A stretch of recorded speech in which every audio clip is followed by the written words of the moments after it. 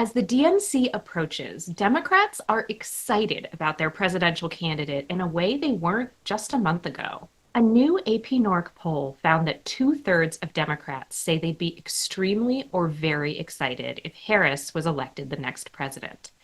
That's compared to only 4 in 10 who said that about Biden back in March. Voters, both Democrats and Republicans, and particularly independents, were not happy with a repeat of the 2020 election. So poll after poll demonstrated that voters expressed some level of disdain and antipathy towards Biden-Trump 2024 rematch. With that new enthusiasm, some Democrats are also more optimistic about their candidate's chances of winning in November. In early July, before Biden dropped out of the race, Americans were twice as likely to say that Trump was more capable than Biden of winning the election in November.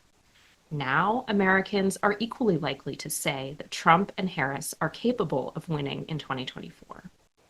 The AP-NORC poll also showed that Americans give Harris an edge over Trump on traits like honesty, discipline, and commitment to democracy. But Americans also gave Trump a slight advantage on his handling of immigration and the economy. Those are two issues that could be important in November. I would say on the flip side, not all is lost for Donald Trump. Again, we are very early on in this fight. This is, if you follow boxing, we're not even in the third or fourth round here. It's still a very competitive race.